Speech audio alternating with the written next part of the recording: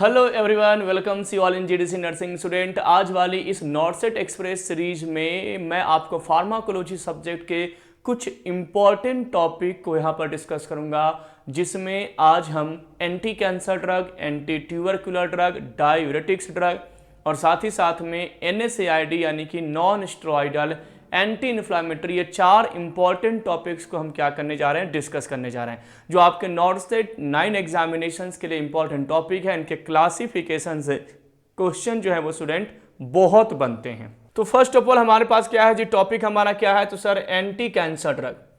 हमें यह समझना होगा कि सर कैंसर होता कैसे है। देखिए, मैं हमेशा कहता हूं कि जब भी फार्माकोलॉजी शुरू किया जाए ना, तो फार्माकोलॉजी शुरू करने के पहले हमें उनके पैथोलॉजी वाला कंसेप्ट को जरूर समझना चाहिए।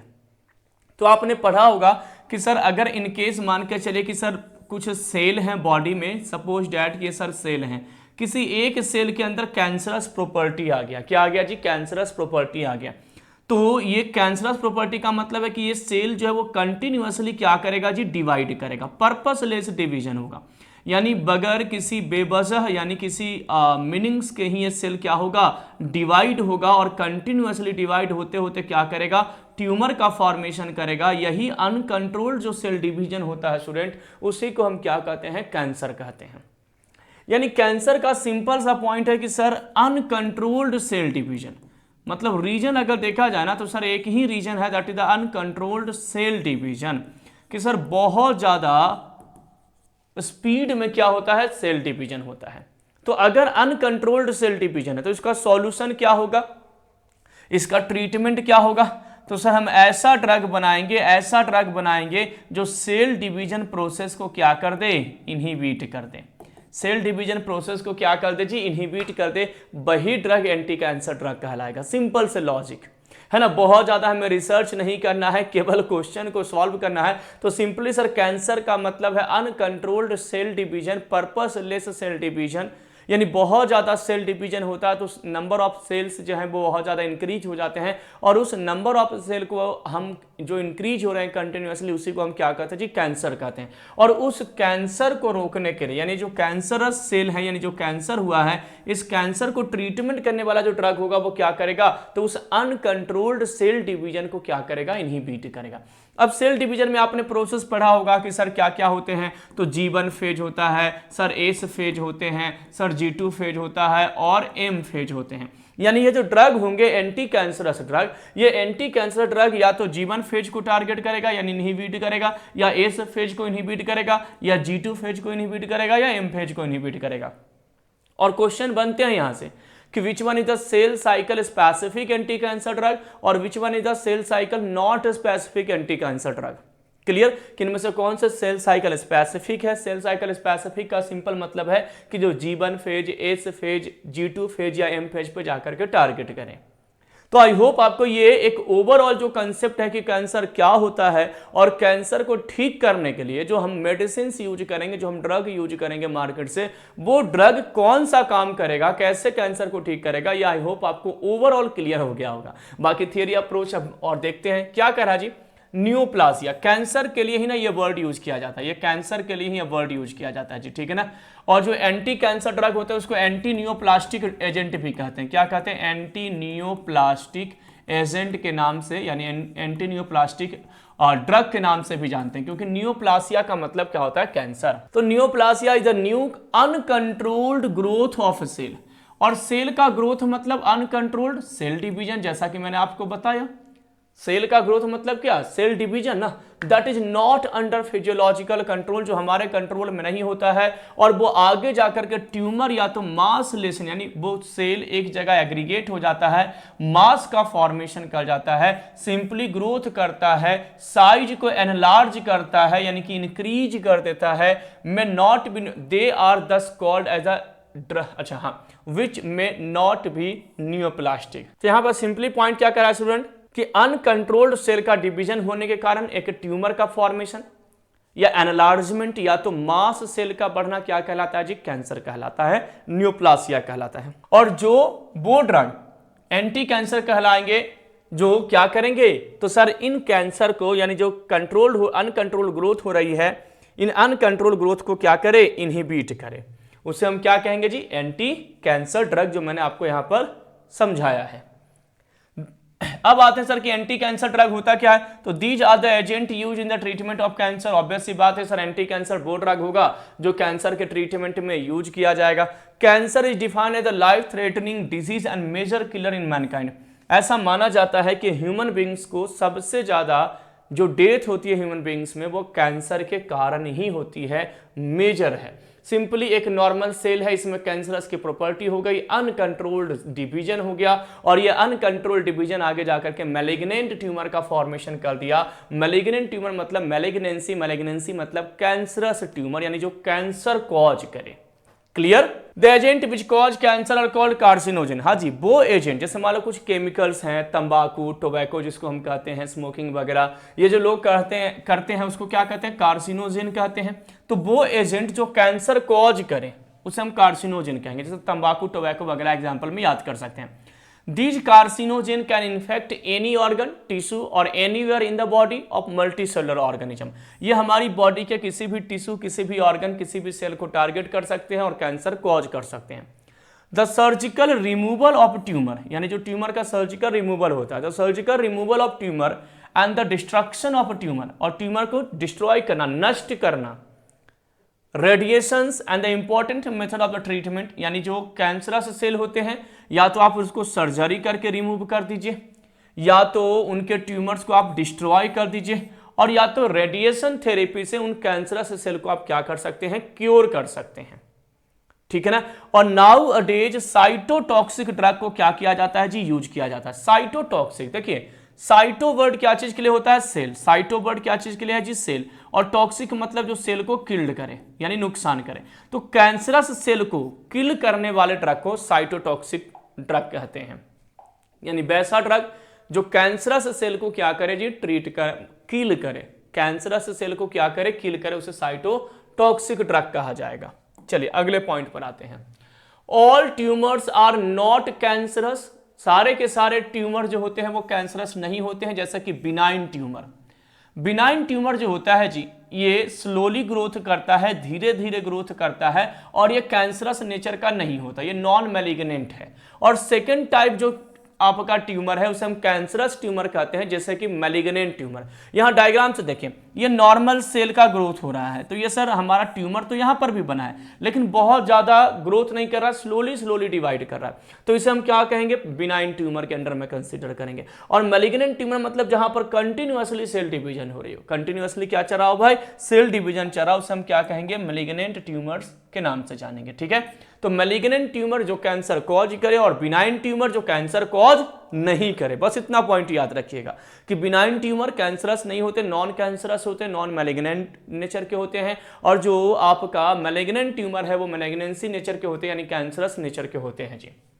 मेन फीचर कैंसर का क्या है फीचर भाई, तो सबसे ज्यादा आप कैसे पहचानेंगे कि कैंसर हुआ है या नहीं हुआ, तो सर एक्सेसिव सेल ग्रोथ होगा, सेल डिवीजन बहुत ज्यादा फास्ट होगा, अनडिफरेंशिएटेड सेल और टिश्यू। देखिए अनडिफरेंशिएटेड, डिफरेंशिएशन का मतलब होता है फंक्शनल। अगर मैं बायोलॉजी में बात करूं, डिफरेंशिएटेड सेल अगर लिखा हुआ है, डिफरेंशिएटेड नॉट अनडिफरेंशिएटेड, अगर डिफरेंशिएटेड से लिखा हुआ इट मींस वो सेल फंक्शनल नेचर का है, वो काम करता है। और अनडिफरेंशिएटेड का मतलब है कि नॉट फंक्शनल। अन मतलब क्या है जी, नॉट। तो सर ये वो सेल हैं जो नॉट फंक्शनल होते हैं, बिना पर्पस का, बिना फंक्शन का। बॉडी अगर कोई सेल बनाता है उसके पीछे अगर कोई पर्पस हो, कोई फंक्शन हो उस सेल का, तब तो सर हमारे लिए एसेंशियल है। लेकिन ये कैसा है, अनडिफरेंशिएटेड है, यानी नॉन फंक्शनल सेल है जिसका कोई काम ही नहीं है, तो वो बॉडी में आकर के क्या करेगा, हमें नुकसान करेगा, और उसी को हम क्या कहते हैं जी, कैंसरस सेल कहते हैं। एबिलिटी टू मेटास्टाइज, मेटास्टाइज का मतलब है कि अगर मान लीजिए इस सेल के अंदर कैंसरस प्रॉपर्टी आ गया, तो अपने आसपास के सभी सेल में इस कैंसरस प्रॉपर्टी को क्या कर देगा, ये फैला देगा जी। समझ में आ गया, उसी को स्टूडेंट क्या कहते हैं, मेटास्टाइज कहते हैं जी। क्लियर हो गया। तो ये मेन फीचर होता है किसका, कैंसर का, जो आपको क्या करना है, कवर करना है। अब आते हैं सर सबसे important anti cancer drug, drug classification. यानी सर कैंसर अगर किसी को हुआ है तो उस कैंसर डिसऑर्डर में कौन कौन से ड्रग को हम क्या कर सकते हैं, यूज कर सकते हैं। तो देखिए फर्स्ट आपका ड्रग है अल्कलाइटिंग एजेंट, याद रखिएगा ये सब साइटोटॉक्सिक ड्रग है जी। ये कौन से ड्रग है, साइटोटॉक्सिक ड्रग। साइटोटॉक्सिक ड्रग का मतलब वो ड्रग जो सेल को डैमेज करे, सेल को डिग्रेड करे, सेल को किल करे, उन सेल को जिनके अंदर कैंसरस प्रॉपर्टी डेवलप हुआ है। तो फर्स्ट आपका क्या है, अल्कलाइटिंग एजेंट, जिसमें nitrogen mustard derivative, ethylenimine derivative, alkyl sulphonate derivative, nitrosourea derivative, triazine derivative और मिथाइल हाइड्राजिन डेरिवेटिव आपको ड्रग्स यहां पर देखने को मिलता है। क्वेश्चन बनते हैं कि which one is the alkylating agent having anti cancer property और anti neoplastic property, which one of the drug is ethylenimine derivatives anti cancer drug. ऐसे क्वेश्चन आपसे पूछे जाएंगे स्टूडेंट। तो ये एग्जांपल्स आपको पढ़ करके जाना है, इन एग्जांपल्स को आपको याद करके जाना है जी, इन एग्जांपल्स को आपको समझ करके जाना है।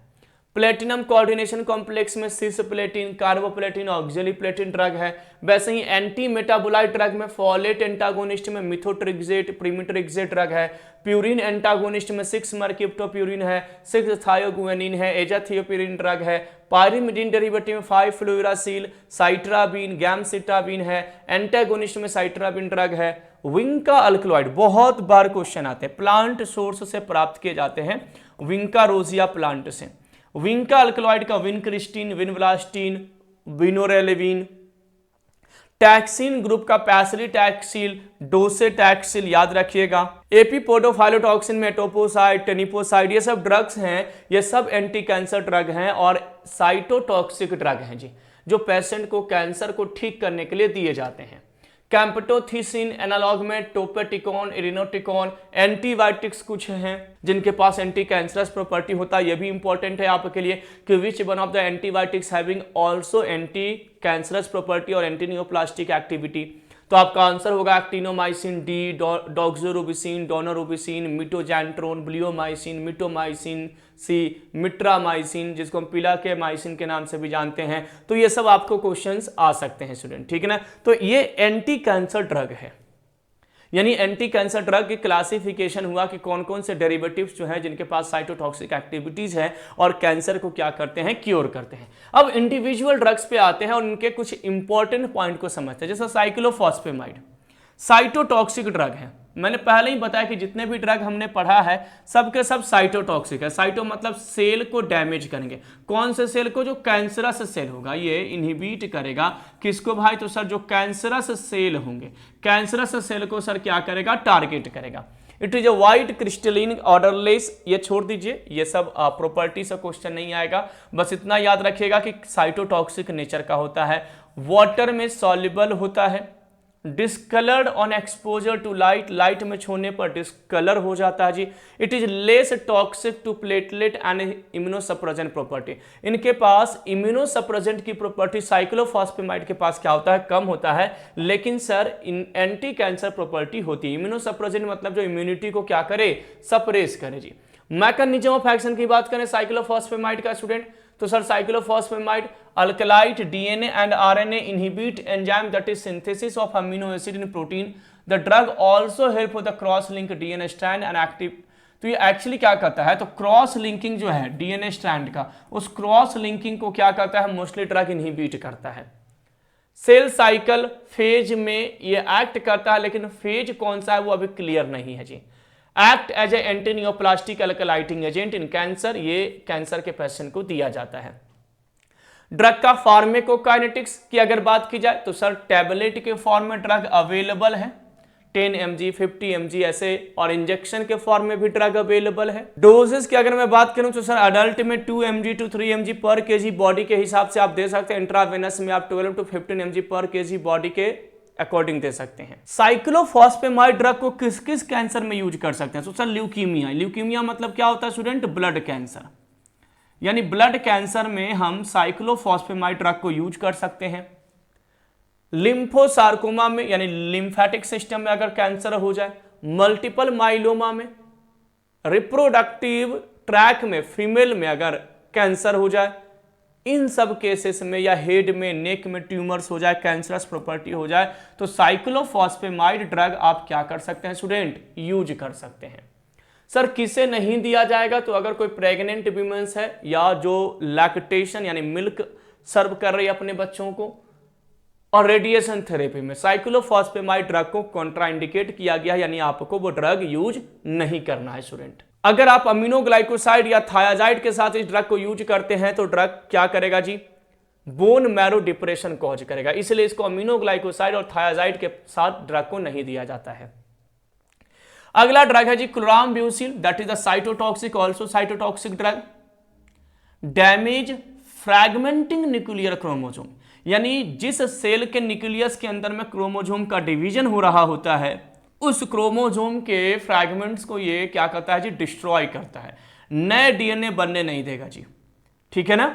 ओरल एब्जॉर्प्शन इसकी बहुत अच्छी होती है, क्रिस्टलिन पाउडर होता है, इसको छोड़ दीजिए। मैकेनिज्म ऑफ एक्शन क्या है? तो सर क्लोराम्ब्यूसिल अल्कलाई DNA RNA inhibit enzyme that make it synthesis of the amino acid, यानी बेसिकली ये भी आपके डीएनए आरएनए को ही क्या करते हैं स्टूडेंट? तो सर ये भी डीएनए आरएनए को ही टारगेट करने के लिए क्या होते हैं? जाने जाते हैं जी। ठीक है, क्लियर। तो ये सिंपल से कुछ पॉइंट हैं स्टूडेंट जो आपको क्या करना है? कवर करना है। ठीक है, चलिए अगला जो हमारा टॉपिक है, यानी कि कुछ ड्रग रिलेटेड पॉइंट आपने यहां पर डिस्कस करना है। और अगला जो हमारा टॉपिक है स्टूडेंट वो है एंटी ट्यूबरक्यूलर ड्रग, बहुत इंपॉर्टेंट टॉपिक। और मान कर चलिए कि यहां से आपको क्वेश्चन ना जरूर देखने को मिलेगा, यहां से आपको क्वेश्चन जो है आपके एग्जाम में जरूर देखने को मिलेगा जी। ठीक है, ये वो ड्रग है जो टीबी के पेशेंट को दिया जाता है। किसको दिया जाता है? टीबी के पेशेंट को, एंटी ट्यूबरक्यूलर ड्रग। ठीक है, तो सर देखते हैं टीबी कैसे कॉज होता है। तो आपने पढ़ा होगा कि माइकोबैक्टीरियम ट्यूबरकुलोसिस एक बैक्टीरिया है जो सर टीबी कॉज करने के लिए जाना जाता है। तो देखते हैं क्या करें। On March 20, 1882 doctor Robert Koch announce the discovery of Mycobacterium tuberculosis, the bacteria that cause tuberculosis. Question बनते हैं कि कौन से बैक्टीरिया जो है वो टीबी बीमारी कॉज करता है? तो स्टूडेंट आपको याद रखना है माइकोबैक्टीरियम ट्यूबरकुलोसिस। क्या नाम है जी? तो सर माइकोबैक्टीरियम ट्यूबरकुलोसिस एक्चुअली वो बैक्टीरिया है जो टीबी कॉज करता है। TB is an infectious disease caused by the several species of the mycobacterium tuberculosis। Infectious disease है, इन्फेक्शन मतलब अगर फैलने वाला, स्प्रेड होने वाला बीमारी है जी। ठीक है ना। इट इज अच्छा, एक होता है कम्युनिकेबल डिजीज और एक होता है इन्फेक्शियस डिजीज। कम्युनिकेबल डिजीज का मतलब है कि मेरे को अगर हुआ, मेरे से आप बात करोगे तो आपको भी हो जाएगा। जैसे कोविड कैसा था? कम्युनिकेबल डिजीज था। और इन्फेक्शियस डिजीज का मतलब है कि आप मेरे साथ खाओगे बैठोगे तो आपको नहीं होगा, लेकिन हाँ दूसरे माध्यम से वो फैल सकता है। क्लियर। तो उसको इन्फेक्शियस कहते हैं। तो याद रखिएगा कि टीबी कम्युनिकेबल नहीं है, इन्फेक्शियस है, कम्युनिकेबल डिजीज नहीं है। It is systemic disease and commonest form in man in chronic pulmonary tuberculosis. Man में सबसे ज्यादा कॉमन है जी, और पल्मोनरी मतलब आपके लंग्स को ये क्या करता है? मोस्टली इफेक्ट करता है, आपके रेस्पिरेटरी ट्रैक को ये टारगेट करता है। In developing country it is major public health problem. Developing country यानी जो ग्रोइंग कंट्री है, जैसे इंडिया ग्रोइंग कंट्री है, तो ये जो डेवलपिंग कंट्री, जो डेवलप हो चुके हैं उनकी बात नहीं है, जो डेवलपिंग कंट्री है उनके लिए टीबी बहुत मेजर इशू है जी। And India has the highest number of TB case in the world. पूरे दुनिया में सबसे ज्यादा टीबी का मरीज भारत में है ना। गलत चीज है, इंडिया यहां पर टॉप में है टीबी के लिए। कोई बात नहीं, आगे पढ़ते हैं। According to their clinical utility the anti TB drug can be divided into first line and second line, यानी एंटी ट्यूबरकुलर ड्रग यानी वो ड्रग जो टीबी के बैक्टीरिया को किल करे। और सुनिए होता क्या है कि टीबी के बैक्टीरिया का नाम क्या मैंने बताया था? माइकोबैक्टीरियम। और माइकोबैक्टीरियम के पास क्या होता है? तो सर इसके पास होता है माइकोलिक एसिड। ये माइकोलिक एसिड कहां पे प्रेजेंट होते हैं? तो बैक्टीरिया के सेल वॉल में। ठीक है। तो जो ड्रग अपना होता है ना, एंटी टीबी ड्रग, ये मोस्टली इसी माइकोलिक एसिड को इनहिबिट करेगा। ये क्या करता है जी? फर्स्ट लाइन ड्रग अगर आप देखोगे तो फर्स्ट लाइन का मोस्ट ऑफ द ड्रग जो होता है वो इस माइकोलिक एसिड के सिंथेसिस को इनहिबिट करते हैं। ना बैक्टीरिया के बाहर माइकोलिक एसिड होगा, ना बैक्टीरिया रिजिड यानी मजबूत रहेगा, और बैक्टीरिया का अगर सेल वॉल कमजोर हो गया तो बैक्टीरिया इजीली मर जाएगा। आप ही सोचो ना कि आपके चारों तरफ से, अगर मैं घर के चारों तरफ से दीवार हटा दूं, वॉल रिमूव कर दूं तो कोई भी आपको परेशान करके चला जाएगा, आपको क्या करेगा, टारगेट करके चला जाएगा। तो सेम अप्रोच है कि बैक्टीरिया के पास, माइकोबैक्टीरियम के पास माइकोलिक एसिड है जो उनको एक्स्ट्रा प्रोटेक्शन प्रोवाइड करता है। वैसे बैक्टीरिया का सेल वॉल क्या चीज का बना होता है, पेप्टिडोग्लाइकन का। किसका बना होता है, पेप्टिडोग्लाइकन का। तो ये mycolic acid extra protection cause करता है यहाँ पर, ठीक है ना। तो उसको टारगेट करने वाले ये ड्रग है जी। तो दो तरह के ड्रग है, एक फर्स्ट लाइन जो पहले दिए जाते हैं प्रायोरिटी में, और दूसरा सेकंड लाइन है। क्वेश्चन आता है स्टूडेंट कि which one is the first line anti tubercular drug, which one is the second line anti tubercular drug. तो देखिए फर्स्ट लाइन में आपको याद रखना है कि सर फर्स्ट लाइन में कौन होते हैं, तो सर प्रीस्ट लोग होते हैं, यानी जो पुरोहित होते हैं, मंदिर के जो प्रीस्ट होते हैं या चर्च में जो होते हैं, या आप जहाँ पर देख लीजिए गुरुद्वारे में, मस्जिद में, तो जो वहाँ के धर्म गुरु जो होते हैं वो सबसे पहली लाइन में होते हैं, पहली क्रम में वही पूजा करते हैं ना। तो इसलिए मैंने प्रीस्ट करके याद करवा दिया। P for pyrazinamide, R for rifampicin, I for isoniazid, E for ethambutol, और ST से क्या हो जाएगा जी, तो सर स्ट्रिप्टोमाइसिन। या इसको आप एक और ट्रिक से याद कर सकते हैं, दैट इज PERIS, पेरिस, यानी पैराजीनामाइड, इथाम्ब्यूटोल, रिफाम्सिन, आइसोनियाजाइड और स्ट्रिप्टोमाइसिन ड्रग। ये फर्स्ट लाइन ड्रग है, सबसे इंपॉर्टेंट पॉइंट यही है सर, फर्स्ट लाइन ड्रग है। सुनिए ये फर्स्ट लाइन ड्रग है। अब अगला क्वेश्चन, जितने भी फर्स्ट लाइन ड्रग होते हैं सब बैक्टीरिसाइडल नेचर के होते हैं, सबके सब जितने भी फर्स्ट लाइन ड्रग होते हैं, यहीं पर मैं आपको बता देता हूं, क्वेश्चन बनते हैं, बैक्टीरिसाइडल नेचर के होते हैं। बैक्टीरिसाइडल मतलब जो बैक्टीरिया को किल करे, साइडल का मतलब क्या होता है स्टूडेंट, किल करना, ठीक है ना। जितने भी फर्स्ट लाइन के ड्रग होंगे वो टीबी के बैक्टीरिया को कंप्लीट रूप से किल कर देते हैं, मार देते हैं, एक्सेप्ट देन इथाम्ब्यूटोल। इथाम्ब्यूटोल कैसा है, तो सर बैक्टीरियोस्टैटिक नेचर का होता है। बैक्टीरियोस्टैटिक का मतलब जानते हैं, स्टैटिक मतलब कि केवल ग्रोथ को इनहिबिट करे, किल ना करे। जैसे मान लो आपको किसी ने पीटा या किसी को किसी ने पीटा, तो एक ने केवल हाथ पैर तोड़ करके छोड़ दिया और एक ने कंप्लीट मार दिया।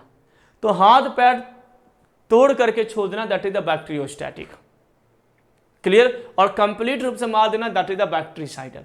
तो सारे फर्स्ट लाइन ड्रग्स जो होते हैं वो बैक्टीरिसाइडल नेचर के होते हैं, एक्सेप्ट देन इथाम्ब्यूटोल। इथाम्ब्यूटोल नहीं होते हैं। दूसरा पॉइंट, सारे ड्रग प्रेगनेंसी में यूज कर सकते हैं, लेकिन इथाम्ब्यूटोल और स्ट्रिप्टोमाइसिन, मैं यहीं पर पॉइंट क्लियर कर रहा हूं, does not given in pregnancy में सर ये ड्रग नहीं दिए जाते हैं। कौन से ड्रग, तो सर इथाम्ब्यूटोल और स्ट्रिप्टोमाइसिन, इन दोनों ड्रग को आप प्रेगनेंसी में नहीं यूज कर सकते हैं। अगला क्वेश्चन, मैं सब क्वेश्चन बता रहा हूं, लिखते चले जाइएगा ये सारे पॉइंट, ठीक है ना। अगला क्वेश्चन, सर इथाम्ब्यूटोल आई टॉक्सिसिटी कॉज करता है, क्या कॉज करता है जी, आई टॉक्सिसिटी, यानी अगर ये ड्रग किसी पेशेंट को आप देते हैं तो सर एडवर्स इफेक्ट के रूप में आई टॉक्सिसिटी हमें देखने को मिलता है। पेशेंट रेड ग्रीन कलर को डिफरेंशिएट नहीं कर पाता है, पहचानने में उसको प्रॉब्लम होती है, क्लियर, आई टॉक्सिसिटी कॉज करता है। स्ट्रिप्टोमाइसिन एंटी माइक्रोबियल ड्रग है, ये ऑटोटॉक्सिसिटी कॉज करता है, बहरापन कॉज करता है जी।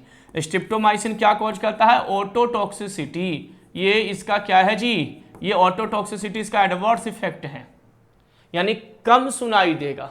और बाकी जो ड्रग है ना ये सब हेपाटोटॉक्सिक नेचर के होते हैं, लीवर को डैमेज करते हैं। तो एडवर्स इफेक्ट भी मैंने बता दिया। चलिए सेकंड लाइन ड्रग में पहला ड्रग है फ्लोरोक्विनोलोन्स कैटेगरी का, दूसरा है अदर ओरल ड्रग और तीसरा है जी इंजेक्टेबल ड्रग।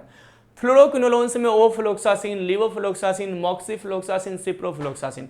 क्वेश्चन ज्यादा बनते हैं कि which one is the first line drug, ये क्वेश्चन बनते हैं। अदर ड्रग में थायोनामाइड, प्रोथायोनामाइड, साइक्लोसेरिन, टेरिजाडोन, पैरामिनोसैलिसिलिक एसिड, रिफाब्यूटिन, आपका रिफापेंटिन, ये भी ड्रग्स है जी। और इंजेक्टेबल ड्रग में स्टूडेंट आपको केनामाइसिन, एमिकेसिन और कैप्रियोमाइसिन, अमीनोग्लाइकोसाइड कैटेगरी का ही ड्रग है, इनके पास ये प्रॉपर्टीज होता है जी। तो first line anti tubercular drug, second line anti tubercular drug, दोनों क्लासिफिकेशन आपको क्लियर हो गया।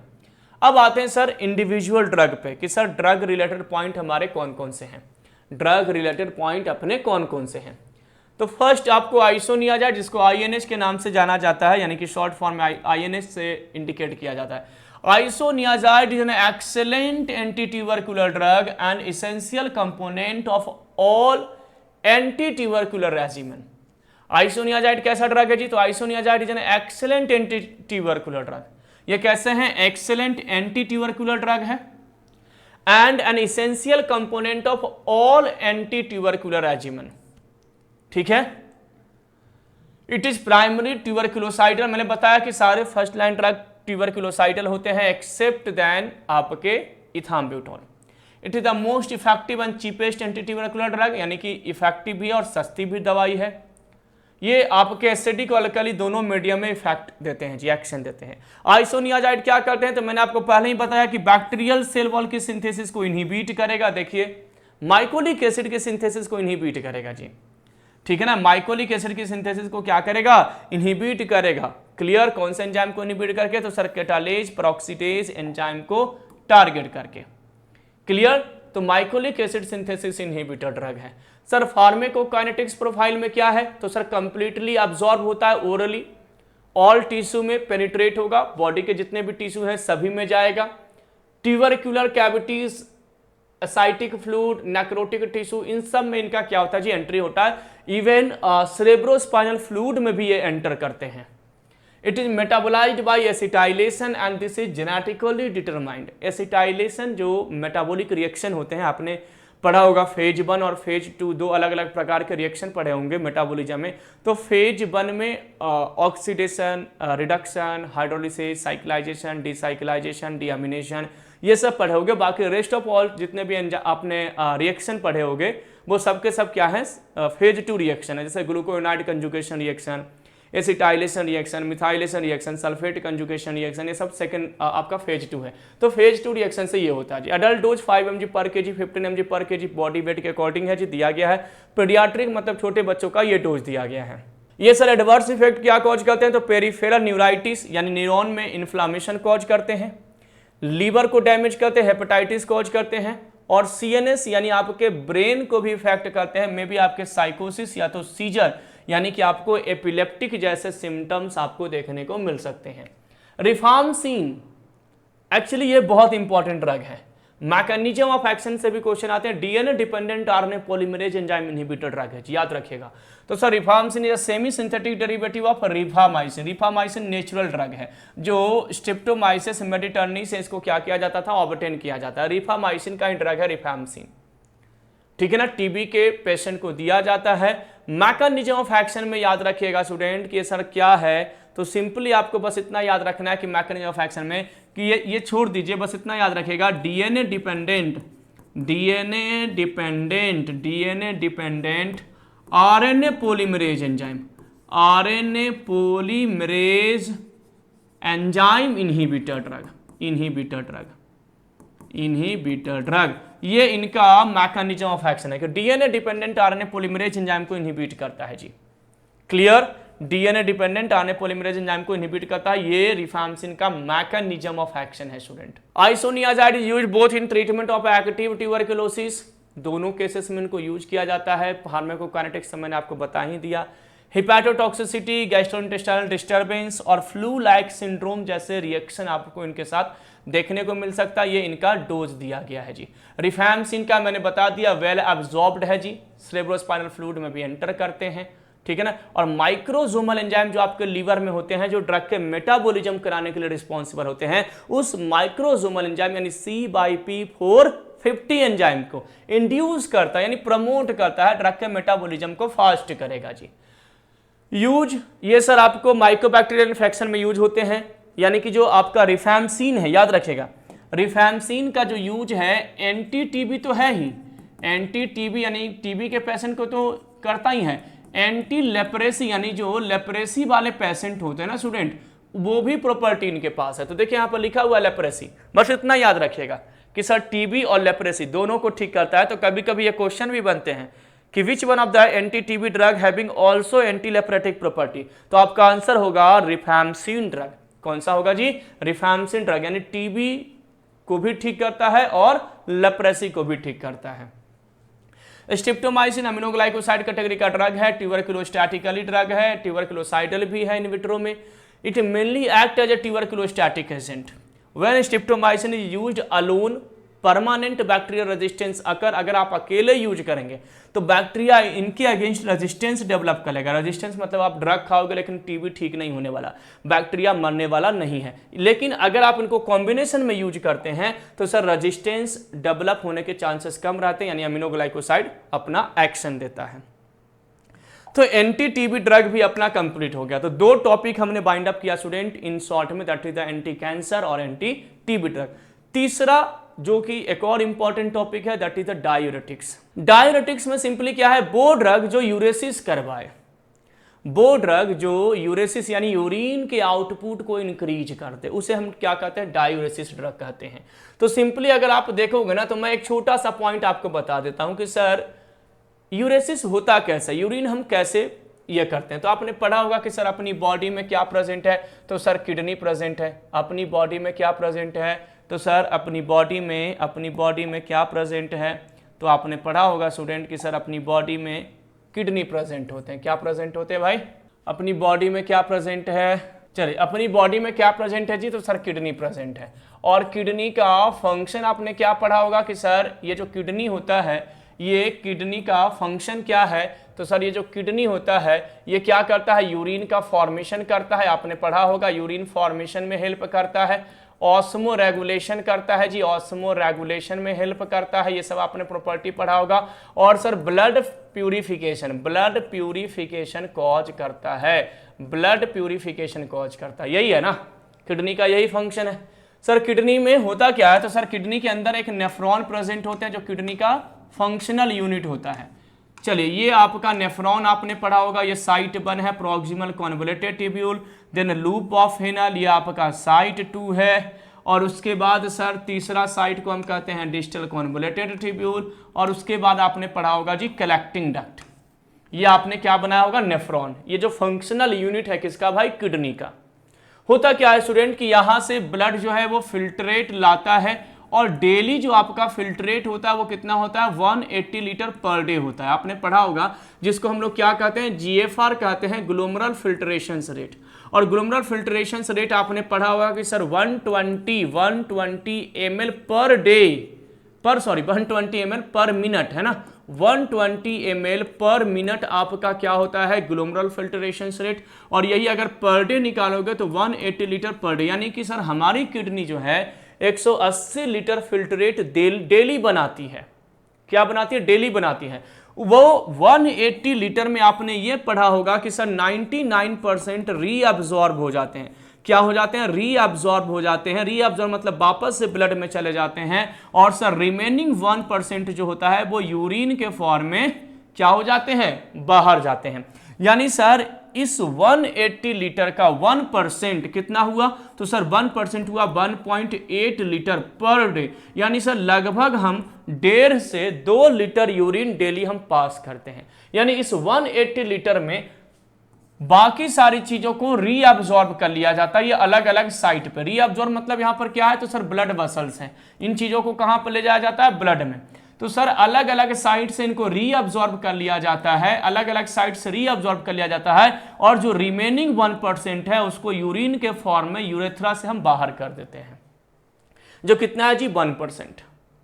अब डायूरेटिक्स वो ड्रग होता है स्टूडेंट, डायूरेटिक्स कौन सा ड्रग हम पढ़ रहे हैं, diuretic drug. Diuretics drug student वो ड्रग होते हैं जो यूरिन के रेट को डबल करे या यूरिन ज्यादा पास करवाए। किसको दिया जाता है, तो जो कंजेस्टिव हार्ट फेल्यूर के पेशेंट होते हैं, जिनको हाई ब्लड प्रेशर होता है, हाइपरटेंशन होता है, उन पेशेंट को डायूरेटिक्स दिया जाता है ताकि वाटर बॉडी से बाहर चला जाए। और अगर वाटर बॉडी से बाहर चला जाएगा तो सर ब्लड का वॉल्यूम कम हो जाएगा, ब्लड का अमाउंट बॉडी में कम हो जाएगा। और ब्लड का अमाउंट कम हो जाएगा तो ब्लड प्रेशर कंट्रोल हो जाएगा। कंजेस्टिव हार्ट फेल्यूर के पेशेंट को प्री लोड आफ्टर लोड वगैरह कम हो जाएगा। क्लियर। तो उन पेशेंट को हम डायूरेटिक्स ड्रग देते हैं, उन पेशेंट को हम यूरिन बाहर करवाते हैं। तो सर यूरिन बाहर कैसे होगा, तो देखिए रीअब्जॉर्प्शन कहां पर होता है, तो सर रीअब्जॉर्प्शन साइट 1 जिसको हम PCT कहते हैं, प्रॉक्सिमल कॉन्वोल्यूटेड ट्यूब्यूल, साइट 2 को आप क्या कहते हैं, लूप ऑफ हेनल, साइट 3 को क्या कहते हैं जी, डिस्टल कॉन्वोल्यूटेड ट्यूब्यूल, और साइट 4 को आप लोग कहते होंगे कलेक्टिंग डक्ट। यानी सर ये कौन सा साइट है, तो सर ये पीसीटी है। सर ये कौन सा साइट है, आपका लूप ऑफ हेनल है। सर ये लूप ऑफ हेनल है। सर ये कौन सा साइट है, site 3, that is the DCT. और सर ये आखिरी का कौन सा है, तो सर कलेक्टिंग डक्ट है। ये कौन सा साइट है, तो सर ये कलेक्टिंग डक्ट है जी। यही आपने साइट पढ़ा होगा। तो सुनिए, सबसे ज्यादा रीअब्जॉर्प्शन जो है ना, अराउंड 65% रीअब्जॉर्प्शन कहां से होता है, पीसीटी से। लूप ऑफ हेनल जो होता है अराउंड 15 to 20% रीअब्जॉर्प्शन के लिए, डीसीटी आपका 7 to 10% के लिए, और लेस देन 1% के लिए सर क्या होता है, कलेक्टिंग डक्ट। ओवरऑल एक रेशियो है कितना रीअब्जॉर्प्शन होता है। हमें सर क्या करना, देखिए अगर 1% अगर यूरिन यानी 1% जो टोटल फिल्ट्रेट का 1.8 लीटर है, अगर 99% के बदले या 99% के बदले अगर 98% अगर रीअब्जॉर्प्शन हो, सपोज दैट कि सर 1% रीअब्जॉर्प्शन को रोक दिया गया, रीअब्जॉर्प्शन मतलब वापस से ब्लड में जाना रोक दिया जाए, तो सर ये यूरिन कितना हो जाएगा, 2%। और 2% यूरिन का मतलब कितना होगा, तो सर 3.5 लीटर से लेकर के 4.5 या तो कह सकते हैं 4 लीटर, 3 to 4 लीटर, जो बहुत ज्यादा है। तो होता क्या है ना, देखिए इस वाले साइट पे यानी पीसीटी पे ड्रग वैसे carbonic anhydrase enzyme inhibitor bind करता है। यहां पर ड्रग क्या करेगा, तो सर हम ऐसा ड्रग बनाएंगे जो इस रीअब्जॉर्प्शन को रोक दे। ना यहां से सोडियम या पोटासियम 2 क्लोराइड जो भी है, ना ये इधर जाएंगे और ना ही रीअब्जॉर्प्शन होगा। सर हम ऐसा ड्रग बनाएंगे जहां जहां रीअब्जॉर्प्शन चल रहा है वहां वहां रीअब्जॉर्प्शन को रोकने वाले ड्रग बनाएंगे। तो डाययूरेटिक्स में जब आप ड्रग पढ़ोगे तो आपको पहला ड्रग मिलेगा हाई एफिकेसी डाययूरेटिक्स, जो कहां पे बाइंड करता है, लूप ऑफ हेनल पे। कहां पे बाइंड करता है जी, लूप ऑफ हेनल पे। दूसरा आप पढ़ोगे मीडियम एफिकेसी डाययूरेटिक्स, जिसको थायाजाइड कहते हैं, कहां पे बाइंड करता है, डीसीटी पे, डिस्टल कॉन्वोल्यूटेड ट्यूब्यूल के रीअब्जॉर्प्शन को इनहिबिट करता है। तीसरा ड्रग पढ़ोगे आप वीक एफिकेसी डाययूरेटिक्स, ये कहां पे बाइंड करता है, तो सर ये आपको कलेक्टिंग डक्ट पे भी बाइंड करता है और पीसीटी पे भी बाइंड करता है। याद रखिएगा, हाई सीलिंग डायरेटिक्स यानी लूप डायरेटिक्स जो लूप ऑफ हेनल पे बाइंड करे, और ये ड्रग क्या करता है, तो सर यहां पर इनहिबिट करता है। इनहिबिट करता है, किसको रोकता है, तो सर रीअब्जॉर्प्शन को। किसको रोकता है, रीअब्जॉर्प्शन को। अगर रीअब्जॉर्प्शन कम हो जाएगा तो ऑटोमेटिक यूरिन का अमाउंट क्या हो जाएगा, बढ़ जाएगा। रीअब्जॉर्प्शन कम होना, देखिए ना मैंने क्या बताया कि यहां पर क्या हो रहा है, रीअब्जॉर्प्शन हो रहा है। अगर 99 के बदले 98% रीअब्जॉर्प्शन करा दें, यानी 1% रीअब्जॉर्प्शन कम करवा दें, तो यूरिन सीधे डबल रेट में हो जाएगा। तो ये सब ड्रग जो यहां पर ड्रग है ना, ये सब के सब रीअब्जॉर्प्शन को क्या कहते हैं जी, टारगेट करते हैं। और टारगेट करने के पीछे मैकेनिज्म ऑफ एक्शन क्या है, तो सर जो हाई एफिकेसी होता है ये क्या करता है, तो सर सोडियम पोटासियम 2 क्लोराइड को ट्रांसपोर्ट इनहिबिटर होता है जी। जो सर मीडियम एफिकेसी ड्रग होते हैं वो क्या करते हैं, तो sir sodium chloride symport inhibitor होता है। इस टाइप के आप ड्रग यहां पर पढ़ोगे। तो ड्रग का लॉजिक समझ में आ गया कि डायरेटिक्स का मीनिंग्स क्या है या डायरेटिक्स का काम क्या है। बहुत शॉर्ट टाइम में मैंने बहुत अच्छे से चीजों को कोशिश किया है कि आपको कंपाइल करके दे दूं, ठीक है ना। अब इनके थियरी वाले पार्ट पे आते हैं। कहां पर आते हैं कि सर थियरी वाले पार्ट पे आते हैं कि सर डायरेटिक्स क्या होता है, कैसा होता है और क्यों हम इनको यूज करते हैं। क्या करा जी, diuretic that is a natriuretic. Natriuretic का मतलब है कि सोडियम और वाटर का यूरिन के साथ बाहर आना, ये नेट्रीयूरेटिक कहलाता है जी, ठीक है ना। अगर आपके यूरिन में सोडियम और वाटर दोनों हैं तो वो नेट्रीयूरेटिक है, और सोडियम क्लोराइड और वाटर है तो सैलुरेसिस कहलाता है। क्या कहलाता है, सैलुरेसिस। तो याद रखिएगा कुछ टर्म्स ऐसे होते हैं ना जो हमें याद रखने होते हैं बीइंग अ नर्स, ठीक है। तो sir diuretics are drug that cause a net loss of sodium and water in urine, यानी वो ड्रग जो सोडियम और वाटर को यूरिन के साथ क्या करे, बाहर करे, लॉस करवा, लॉस मतलब बॉडी से बाहर करे, उसी को डायरेटिक्स कहेंगे जी। However when a diuretics is given regularly, sodium balance is soon restored by the compensatory homeostatic mechanism of the body. अब देखिए सोडियम को बॉडी से बाहर कर रहे हैं तो फिर सर बॉडी में सोडियम की कमी हो जाएगी क्या, नहीं, बिल्कुल भी नहीं। आपकी होम्योस्टैटिक जो मेथडोलॉजी है, फिजियोलॉजिकल फंक्शन है, उससे उसको रेगुलेट करने की कोशिश किया जाएगा। Diuretics is any substance that promote diuresis, यानी वो ड्रग वो एजेंट जो यूरेसिस को प्रमोट करे, यूरिन को पास करने में हेल्प करे, उसी को डायरेटिक्स कहते हैं जी। All diuretics increase the excretion of the water from the body through the kidney. Obvious सी बात है, डायरेटिक्स ड्रग क्या करेगा, तो एक्सक्रीशन करेगा। किसका एक्सक्रीशन करेगा, वाटर का, बॉडी से वाटर, क्योंकि यूरिन में मोर देन 95% क्या होते हैं, वाटर होते हैं। अब देखिए पहली ड्रग आपके सामने है, ड्रग क्लासिफिकेशन में हाई सीलिंग डायरेटिक्स, जिसको हम लूप डायरेटिक्स कहते हैं। ड्रग का नाम क्या है, फुरोसीमाइड, बुमेटेनाइड, टोरासीमाइड, इथेक्राइनिक एसिड भी आते हैं। एक और ड्रग है, यहाँ पे मैं लिख देता हूं, हालांकि अब इसको विड्रॉ कर लिया गया है, लेकिन तब भी याद कर लीजिएगा। इथेक्राइनिक एसिड जो होता है ना, ये भी आपका लूप डायरेटिक्स यानी हाई सीलिंग डायरेटिक्स के अंडर में ही आता है। ठीक है ना, कहां पर आता है, हाई सीलिंग डायरेटिक्स के अंडर में ही आता है। बहुत सिंपल सा है जी, high ceiling diuretics loop diuretics के नाम से भी जाना जाता है। ठीक है ना, ये कौन सा ड्रग है, हाई सीलिंग डायरेटिक्स है ना, हाई एफिकेसी डायरेटिक्स के नाम से भी जानते हैं। एचईडी से क्या निकालेंगे, हमीदिया। हमीदिया भोपाल में एक हॉस्पिटल का नाम है। तो हमीदिया में सर बम फटा, क्या फटा भाई, बम फटा, तो लोग क्राई करने लगे। क्या करने लगे, क्राई में ट्रिक्स दे रहा हूं याद करने का।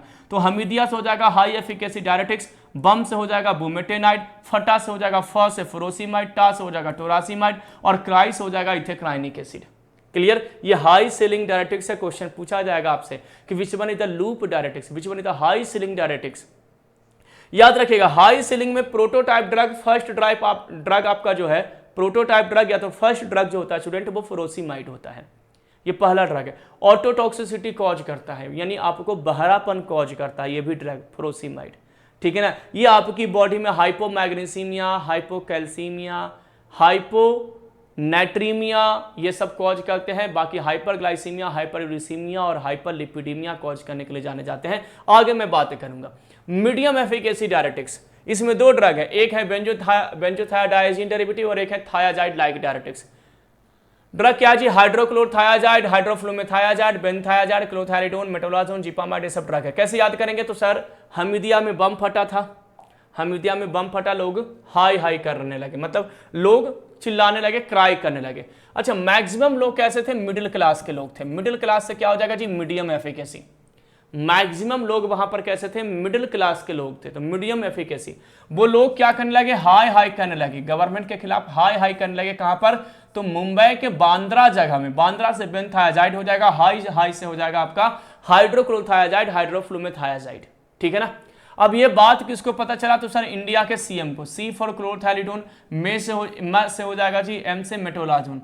वो जीप में बैठ करके, जीप से हो जाएगा जीपामाइड, जीप में बैठ करके सारे इंडिया के सीएम कहां पर आए, आपको साइट पे। तो कैसे याद करेंगे, ये बात किसको पता चला, इंडिया के सीएम को। इंडिया से हो जाएगा इंडेपामाइड, सी से क्लोपामाइड, एम से मेटोलाजोन। वो जीप में बैठ करके वहां पर घटनास्थल पे पहुंचे और क्या है, सारे चोर को पकड़ो, यानी चोर से हो जाएगा क्लोरथैलिडोन। क्लियर, ट्रिक्स को एक बार और सुन लीजिएगा, याद हो जाएगा जी। वीक एफिकेसी, कार क्या चीज का भाई, तो सर कार में एसी होता है, एसी से हो जाएगा एसिटाजुलामाइड, कार से हो जाएगा carbonic anhydrase enzyme inhibitor drug. एकमात्र ड्रग है स्टूडेंट जो पीसीटी पे जाकर के एक्ट करता है, एकमात्र ड्रग है जो पीसीटी पे जाकर के एक्ट करता है, प्रोक्सिमल कॉन्वोल्यूटेड ट्यूब्यूल पे जाकर के एक्ट करता है जी। पोटासियम स्पैरिंग डायरेटिक्स में आपको एल्डोस्टेरोन एंटागोनिस्ट है, जहां पर आप एल्डोस्टेरोन, स्पार्नोलैक्टोन, एप्लिनोन, ऊन लगा रहेगा, याद कर लीजिएगा। Inhibitor of renal epithelial sodium channel में एमिलोराइड है, ट्राइमेट्रीन ड्रग आपको यहां पर देखने को मिलेगा जी। और ऑस्मोटिक डायरेटिक्स में आपको ड्रग मिलेगा मैनिटॉल, आइसोसार्बाइड और ग्लिसरॉल। कैसे याद करेंगे, तो सर यहां से निकालेंगे ऑसम, ऑसम सोर है, ऑसम सोर है कहां भाई, तो सर मनाली के गलियों में, मनाली के गलियों में। ये ट्रिक से आप इसको याद कर सकते हैं। किसको भाई, तो सर ऑस्मोटिक डायरेटिक्स को। क्या ट्रिक्स दिया मैंने कि ऑसम सोर है मनाली के गलियों में। ऑसम से हो जाएगा ऑस्मोटिक डायरेटिक्स, सोर से हो जाएगा सॉर्बाइड, मनाली से हो जाएगा मैनिटॉल और गलियों से हो जाएगा ग्लिसरॉल। ऑसम सोर है मनाली के गलियों में।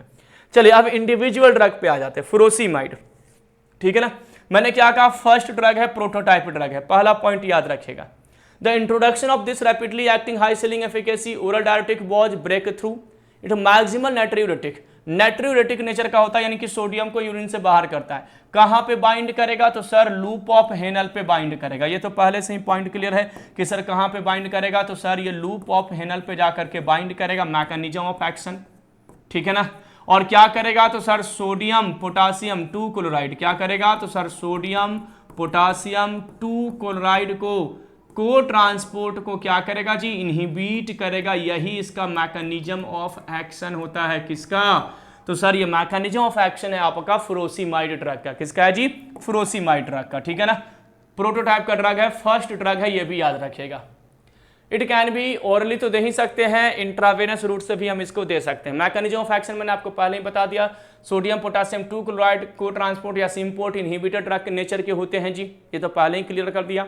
डोज आपको देख लेना है, रीनल हेपेटिक कार्डियक एडिमा में इनको दे सकते हैं, एक्यूट पल्मोनरी एडिमा में दे सकते हैं। एडिमा का मतलब होता है फ्लूइड का रिटेंशन होना, यानी कि कहीं पर कोई पानी वानी इकट्ठा हो जाए, उसी को एडिमा कहते हैं। हाइपर कैल्सीमिया में भी दे सकते हैं, और हाइपर टेंशन यानी कि हाई ब्लड प्रेशर में इनको हम क्या कर सकते हैं, ड्रग को यूज कर सकते हैं। ये इनका ड्रग रिलेटेड पॉइंट है जी। एडवर्स इफेक्ट बहुत इंपॉर्टेंट है, बहुत बहुत कॉमन है। हाइपोकैलीमिया, देखिए ये डिक्रीज किसको करता है, पोटासियम को, किसको करता है, कैल्शियम को, किसको करता है, मैग्नीशियम को, और किसको करता है, सोडियम को। याद रखेगा, हाइपोकैलीमिया, हाइपोकैल्सीमिया, हाइपोमैग्नीसीमिया और हाइपोनेट्रीमिया कॉज करता है। हाइपो मतलब कम होना, कहां, ब्लड के अंदर में, और बढ़ाता किसको है, इंक्रीज किसको करता है, तो सर ग्लूकोज को। ब्लड ग्लूकोज लेवल इंक्रीज होगा, यानी डायबिटीज वाले पेशेंट के लिए बहुत ज्यादा कॉन्ट्राइंडिकेटेड ड्रग है जी। ग्लूकोज को इंक्रीज करता है। हाइपर यूरिसीमिया, यूरिक एसिड बढ़ाता है, यानी कि गाउट कॉज करेगा जी। और सर हाइपर लिपिडीमिया, यानी लिपिड के कंसंट्रेशन को भी बढ़ाता है। तो देखिए ये कम किसको करता है, पोटासियम को, कैल्शियम को, मैग्नीशियम और सोडियम को, और सर बढ़ाता किसको है, ग्लूकोज को, यूरिक एसिड को और लिपिड को। कहां पर, ब्लड के अंदर में।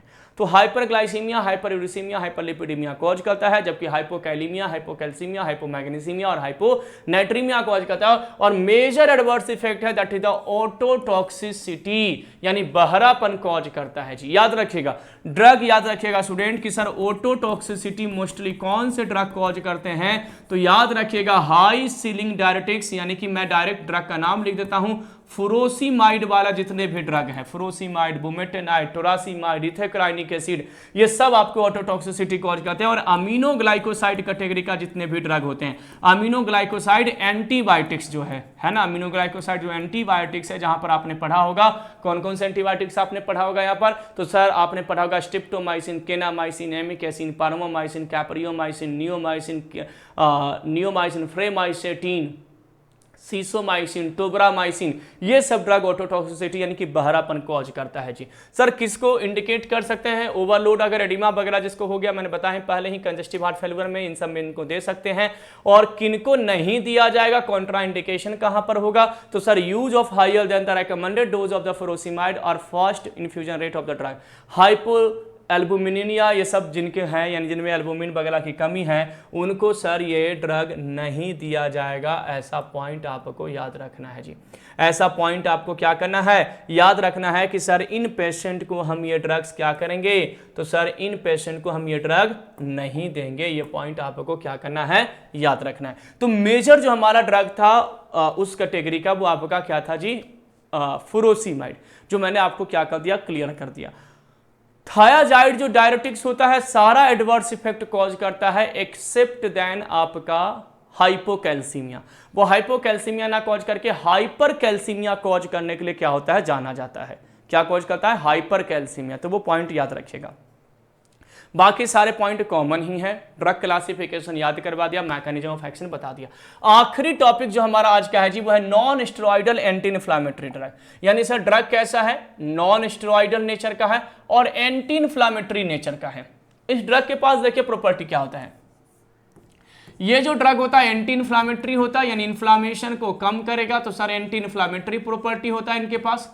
सर ये एनाल्जेसिक नेचर का होता है। कैसा होता है, एनाल्जेसिक नेचर का होता है, यानी पेन को रिड्यूस करता है। और सर कैसा होता है, तो सर एंटीपायरेटिक नेचर का होता है, यानी फीवर को भी कम करने के लिए जाना जाता है। ये तीन प्रॉपर्टी होता है। जितने भी NSAID कैटेगरी के ड्रग होते हैं, non steroidal anti inflammatory category का ड्रग जो होता है, उनके पास एंटी इन्फ्लामेटरी, एनाल्जेसिक और एंटीपायरेटिक एक्टिविटीज हमें देखने को मिलता है। देखिए क्या करा कि sir NSAID that is the non steroidal anti inflammatory drug and the antipyretic analgesic are class of drug that have analgesic. इसके पास सर पेन को रिड्यूस करने की प्रॉपर्टी। एनाल्जेसिक मतलब जो पीड़ा को, यानी दर्द को, दर्द निवारक जो दवाइयां होती हैं, यानी जो पेन को रिड्यूस करता है। एंटीपायरेटिक मतलब जो फीवर को कम करे, टेम्परेचर को कम करे, और सर इनके पास क्या है, एंटी इन्फ्लामेटरी एक्शंस इनके पास होते हैं। ये तीनों प्रॉपर्टी मैंने आपको पहले ही बता दिया था। These are the drug that producing relief from the pain and elevated body temperature. ये वो ड्रग होते हैं जो अगर आपके शरीर में दर्द होता हो तो उसको कम करते हैं, और अगर टेम्परेचर बढ़ गया हो, फीवर हो गया हो, तो उस केस में ड्रग्स को यूज किया जाता है। The drug also produce anti inflammatory effect, hence called NSAID। इनके पास एंटी इन्फ्लामेशन प्रॉपर्टी भी है, यानी इन्फ्लामेशन भी अगर बॉडी में हुई है तो उसको भी कम करने के लिए ड्रग क्या होते हैं, जाने जाते हैं। Analgesic are of two type, narcotic and non narcotic. यानी जो वो ड्रग जो पेन को रिड्यूस करे उसे हम क्या कहते हैं जी, एनाल्जेसिक। ये दो प्रकार के होते हैं, एक नार्कोटिक होता है, एक नॉन नार्कोटिक। नार्कोटिक मतलब जो नशा कॉज करवाए, ओपियोइड लाइक ड्रग अपन पढ़ चुके हैं। ओपियोइड जो ड्रग है ये आपका क्या है जी, नार्कोटिक एनाल्जेसिक है। कैसा है जी, नार्कोटिक एनाल्जेसिक है, यानी ड्रग ऑफ अब्यूज है इसके पास। यानी ये ड्रग जो है वो नशे के रूप में लोग यूज करते हैं, एडिक्शन हो जाता है। अफीम, हेरोइन, मॉर्फिन, कोडीन, ये सब आप लोगों ने वहां पर क्या किया होगा, डिस्कस किया होगा। जबकि जो NSAID है ये क्या है जी, नॉन नार्कोटिक एनाल्जेसिक प्रॉपर्टी है इनके पास। यानी सर इनसे आपको लत नहीं लगेगा। ऐसा नहीं कि पैरासीटामोल खाने की किसी को लत लग गई है, नहीं, ऐसा नहीं होता है ना। यानी नॉन नार्कोटिक है, यानी ड्रग ऑफ अब्यूज नहीं है जी। जबकि ओपियोइड जो होते हैं वो ड्रग ऑफ अब्यूज होते हैं। एंटीपायरेटिक मैंने आपको पहले ही बता दिया, वो जो फीवर को रिड्यूस करे, एंटी इन्फ्लामेटरी एजेंट जो इन्फ्लामेशन को क्या करे, कम करे जी। क्लियर। तो ये प्रॉपर्टीज किसके पास होता है, NSAID के पास। बेसिक जो प्रॉपर्टीज है NSAID का वो स्टूडेंट क्या हो गया, कंप्लीट हो गया। अब आते हैं सर इन्फ्लामेशन का मतलब क्या होता है। The reaction of a part of the body injury और infection characterised by the swelling. अगर आपको स्वेलिंग हो जाए, हीट हो, रेडनेस हो और पेन हो, स्वेलिंग हो जाए, हीट हो, रेडनेस और पेन अगर बॉडी में होता है, उसी को सर हम क्या कहते हैं जी, इन्फ्लामेशन के नाम से जानते हैं।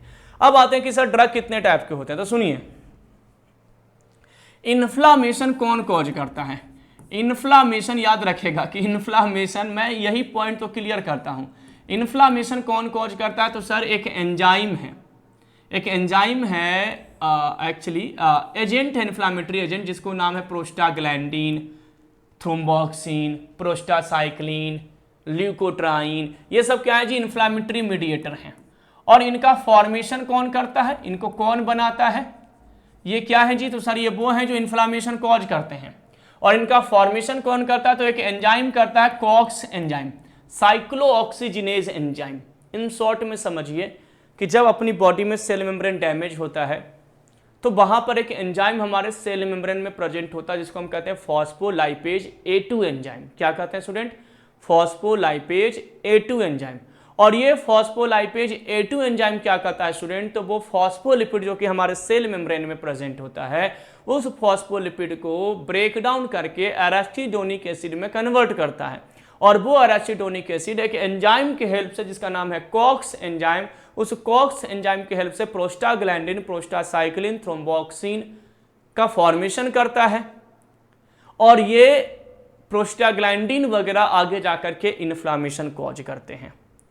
तो अगर मुझे इन्फ्लामेशन को रोकना है, एंटी इन्फ्लामेटरी ड्रग देना है, तो हमें क्या देना होगा, तो सर वैसे ड्रग बनाने होंगे जो इस कॉक्स एंजाइम को रोक दें।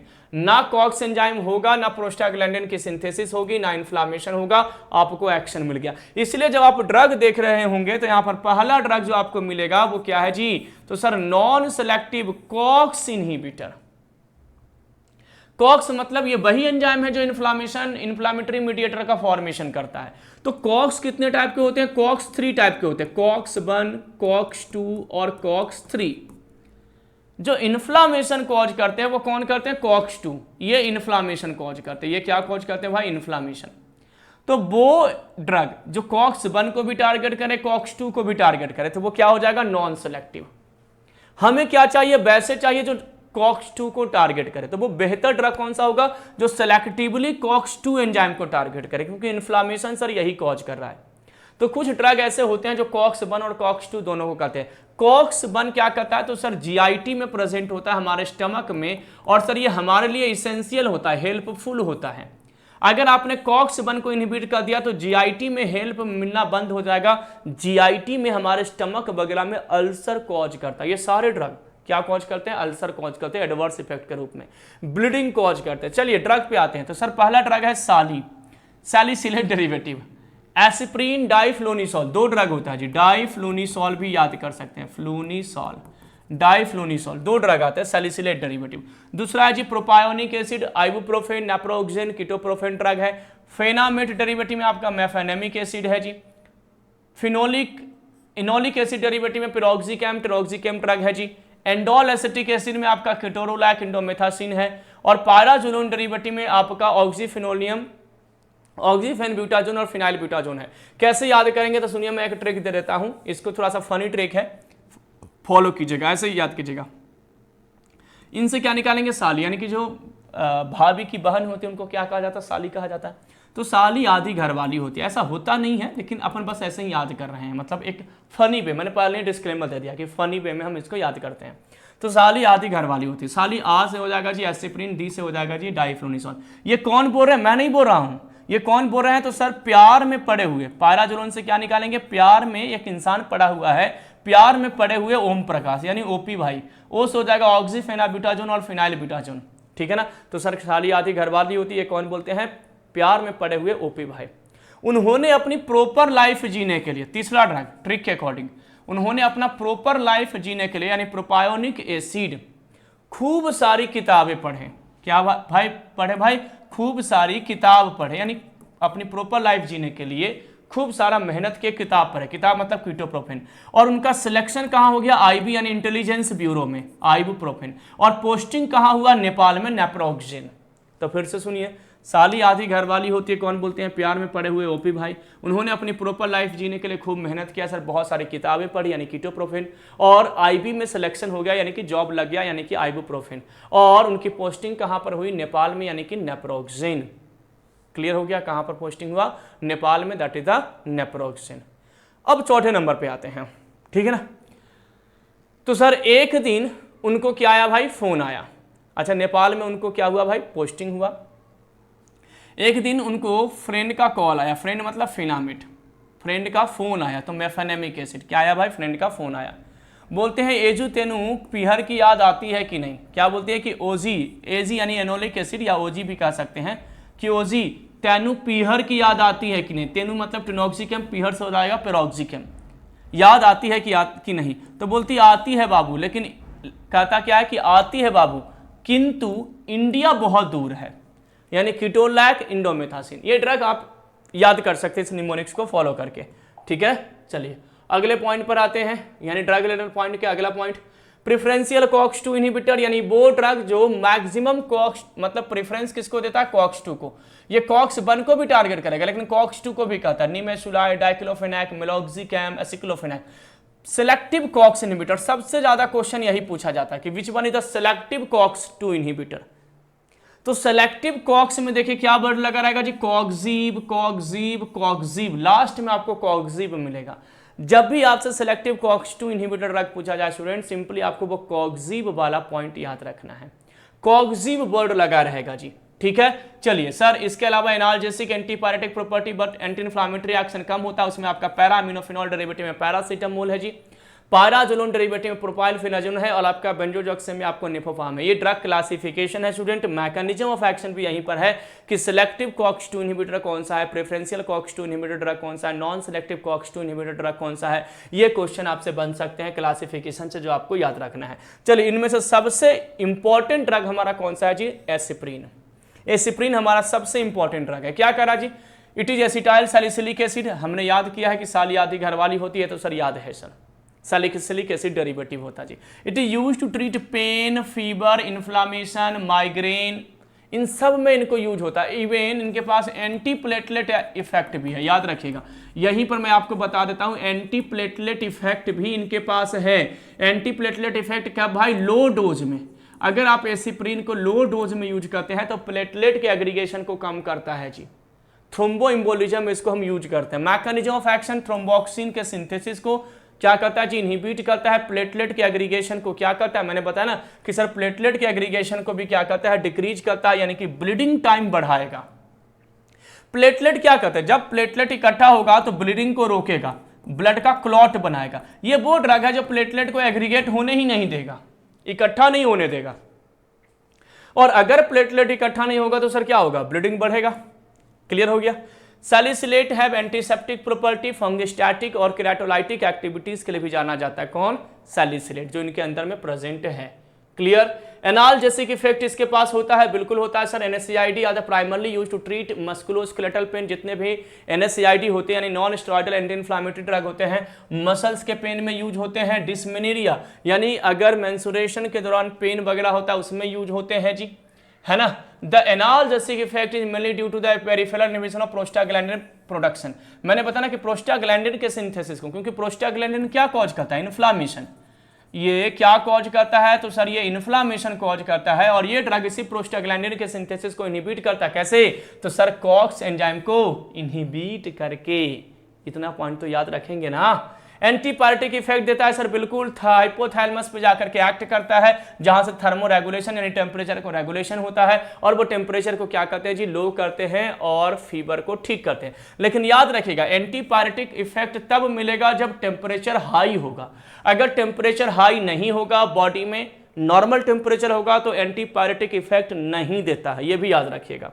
एंटी इन्फ्लेमेटरी इफेक्ट इनके पास है जी, एस्पिरिन के पास anti platelet activity low dose में, याद रखेगा। At large doses there is an anti-inflammatory effect, they reduce inflammation related sign and symptom। लेकिन देखिए anti inflammatory dose, anti inflammatory effect कब मिलेगा? जब हाई डोज में यूज करेंगे, लार्ज डोज में यूज करेंगे। और एंटी प्लेटलेट कब मिलेगा? जब लो डोज में यूज करेंगे। स्मॉल डोज में अगर आप यूज करोगे तब आपको एंटी प्लेटलेट इफेक्ट मिलेगा। यह भी पॉइंट मैंने आपको एस्पिरिन में आपको कनेक्ट करवा दिया हूं। लो डोज में एंटी प्लेटलेट इफेक्ट देता है जी। एस्पिरिन क्या करता है? तो प्रोस्टाग्लैंडिन और थ्रोम्बोक्सिन के सिंथेसिस को इनहिबिट करता है। प्रोस्टाग्लैंडिन को इनहिबिट करेगा तो एंटी इन्फ्लेमेटरी इफेक्ट मिलेगा, और थ्रोम्बोक्सिन को अगर इनहिबिट करेगा स्टूडेंट तो क्या मिलेगा? एंटी प्लेटलेट इफेक्ट मिलेगा। याद रखेगा एस्पिरिन के पास एंटी अपना इन्फ्लेमेटरी, जिसमें हम एनाल्जेसिक भी कंसीडर कर सकते हैं, और साथ ही साथ में आपका एंटी प्लेटलेट्स, दोनों इफेक्ट यहां पर देखने को मिलता है। प्रोस्टाग्लैंडिन के सिंथेसिस को टारगेट करता है जी, ठीक है ना। जीआईटी में क्या करेगा जी? तो sir aspirin irritate mucosa of the stomach, cause nausea, यानी एस्पिरिन नॉजिया, वोमिटिंग, डिस्पेप्सिया यानी डाइजेशन कम होना डिस्पेप्सिया कहलाता है। ये सब ये क्या कर सकते हैं? कॉज कर सकते हैं जी। कार्डियोवास्कुलर में क्या करता है? तो सर एस्पिरिन जो है वो और अदर जो NSAID ड्रग है सोडियम और वाटर के रिटेंशन को इंक्रीज करता है, जिस कारण से कार्डियक फेल्यूर इंक्रीज होने के चांसेस हाई रहेंगे। रेस्पिरेशन में सैलिसिलेट को स्टिमुलेट करता है रेस्पिरेशन के केस में, और किडनी यानी सैलिसिलेट रेस्पिरेशन को इनडायरेक्टली या डायरेक्टली स्टिमुलेट करता है, और किडनी में सर यूरिक एसिड के एक्सक्रीशन को क्या करता है? तो सर डिक्रीज करता है, हाइपर यूरिसीमिया कॉज करने के लिए जाना जाएगा। ब्लड में सैलिसिलेट एरिथ्रोसाइटिक सेडिमेंटेशन रेट को प्रोलॉन्ग करता है, ब्लीडिंग टाइम बढ़ाता है। एंडोक्राइन सिस्टम यानी ग्लैंड के ऊपर सर स्टूडेंट क्या करता है? तो एड्रिनल मेडुला एसिटिएच वगैरह को स्टिमुलेट करता है जी। यूज कहां करेंगे? पेन में, फीवर में, इन्फ्लामेशन में, नेक पेन में, बैक पेन में, मेंस्ट्रुएशन पेन में, हेडेक में, टूथ पेन में, स्प्रेन में, फ्रैक्चर में, मसल्स में इन्फ्लामेशन हो जाए, न्यूरालजिया हो जाए, अर्थराइटिस हो जाए, बोन्स में, अलग अलग प्रकार के जितने भी इंजरी होते हैं, इन सभी में स्टूडेंट इनको हम क्या करते हैं? तो सर इनको हम यूज करते हैं। इस पॉइंट को आपको याद रखना है जी। इन सब केसेस में हम इनको क्या करते हैं? तो सर यूज करते हैं। और अब हमें क्या करना है? तो सर क्वेश्चन पर एंटर कर जाना है। जैसा कि आपको पता है कि नॉर्सेट एक्सप्रेस ये सीरीज हमारी टीम के द्वारा लाया गया है, इसमें आपको डेली थियरी तो पढ़ाया ही जाता है, साथ ही साथ में क्वेश्चन भी सॉल्व कराते हैं। तो आज का जो हमारा टॉपिक था, जिसमें हम लोगों ने क्या क्या डिस्कस कर लिया, तो sir anti cancer drug, anti tubercular drug, anti diuretic drug और NSAID, 4 इंपॉर्टेंट टॉपिक्स को हम लोगों ने डिस्कस किया। उनके अब इंपॉर्टेंट 10 क्वेश्चन को स्टूडेंट अब हमें क्या करना है? तो सर सॉल्व करना है। ये 10 क्वेश्चन अब हम क्या करेंगे? तो सर अब ये 10 क्वेश्चन हम सॉल्व करेंगे और इनके क्वेश्चन को देखेंगे। फर्स्ट क्वेश्चन है जी, Which NSAID is commonly used in the treatment of acute gout attack? Gout के केस में कौन सा ड्रग देंगे? एस्पिरिन, इंडोमेथासिन, नेप्रोक्सिन या आइबुप्रोफेन? तो देखिए गाउट में ड्रग यूज होता है NCC। कौन सा ड्रग होता है? NCC ड्रग अक्यूट गाउट में यूज होता है जी।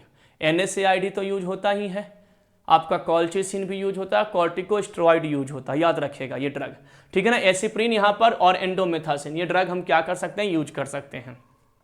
इंडोमेथासिन याद रखिएगा।